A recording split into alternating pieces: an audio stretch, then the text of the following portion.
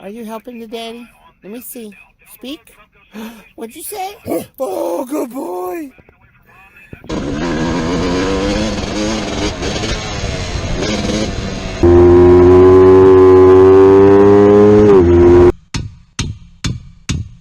Ow, you dog.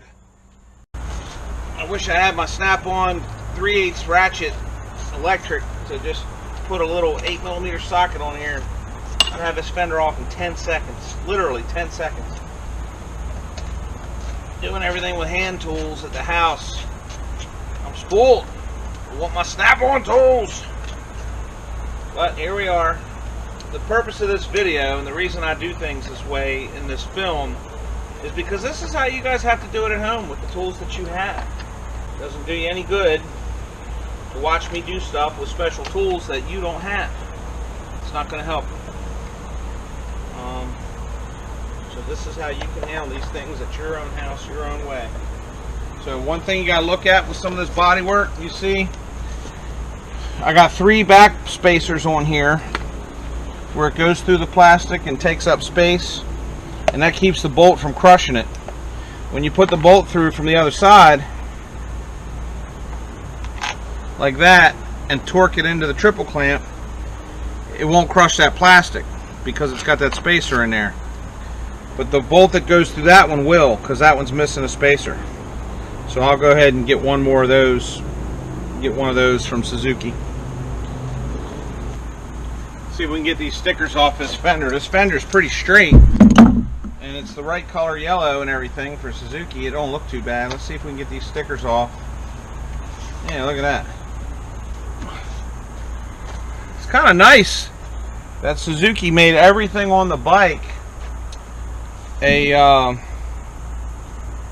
8mm hex bolt. It's really convenient as far as working on it. I don't know if I'm going to run this discard.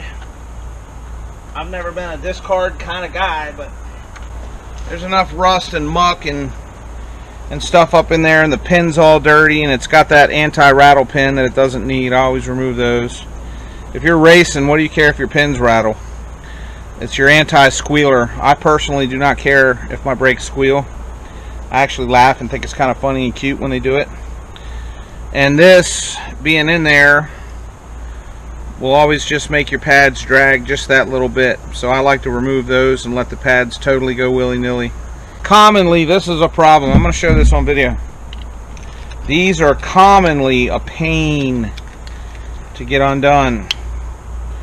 I should put WD-40 on it to lube the threads, but the problem when you do that is you're also lubing your grip surface. We'll see if we can. Oh, look at that. I got lucky, man. I got lucky. They are commonly a problem to get out. That worked out that time. Now we'll see if we're just as lucky getting the pin out. They use a 5mm Allen on those.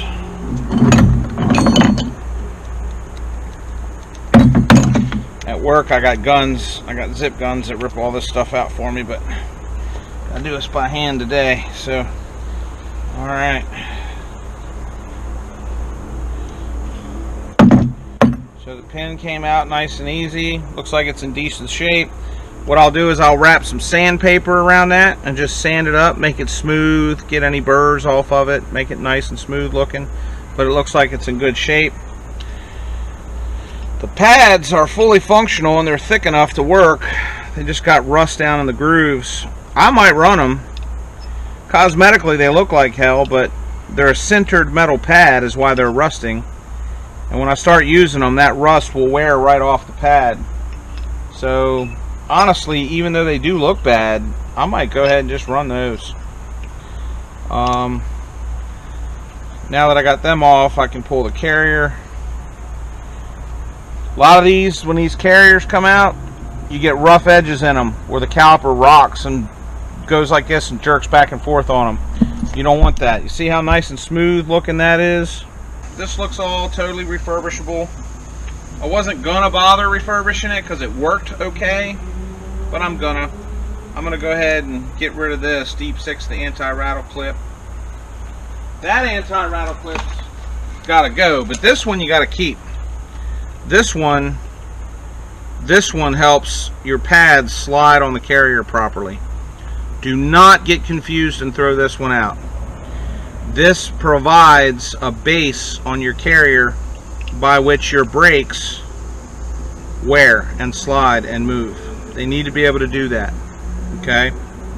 They need to be able to do that. So do not throw this one away. This one is important. This is not for anti-rattle.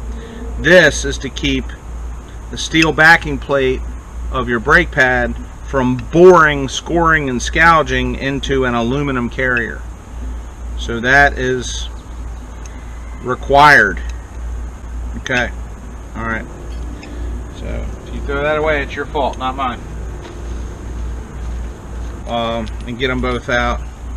You know, you put a block of wood in here or some rags or something, and as you pump these out, see how this back one's real loose and moving? So you hold that one, see if you can get the front one to go. That front one's pretty tight. So yeah, I'll get this one out to about there and then stop it, and then I'll pump this one out, and I'll kind of walk them out a little bit at a time until they're both just barely in there, and then they'll both come out, and that'll expose the bores and the seals, and I can clean everything up. Do not try to stop a two-stroke engine by flipping the cap off like that.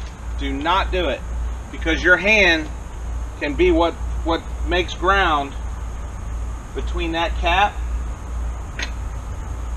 and that ground surface, whether it grounds through the frame or grounds through the head, or if it's far enough away, it might have to go back through the top of the plug itself.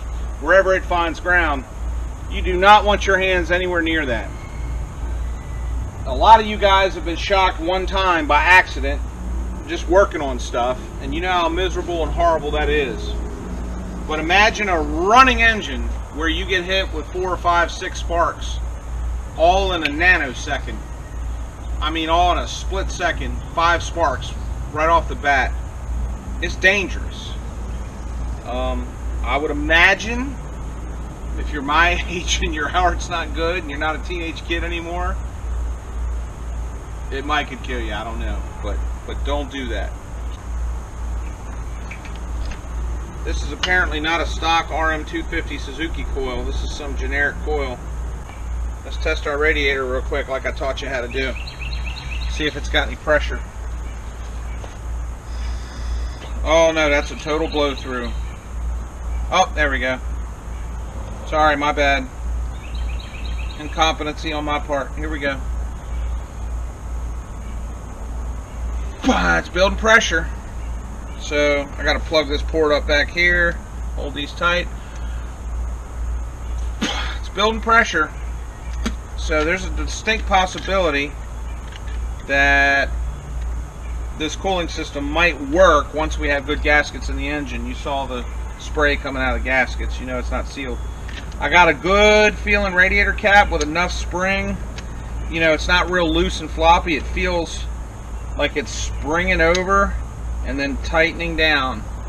Okay, that's not as sophisticated as putting this on a pressure, you know, cap tester and testing how many psi it is before it lets go. Should be somewhere around 14 to 17 pounds for most caps. But when they're springy and the gasket looks good and you feel that it's pushing down and that lip there is round, a lot of times in motocross you'll get a crash where the impact comes in right here. It comes on that side of the radiator shroud, and it deforms this metal, and it changes the shape of that neck as that, I guess you'd call that a trapezoidal shape, rectangular shape. As that compresses, it can twist that neck, and what you'll get is an oval up here. Now you won't see it necessarily with your naked eye. It might look round until you really study it and measure it, and then it's a little bit oval, and that'll cause you to have a bad seal. But this one looks good.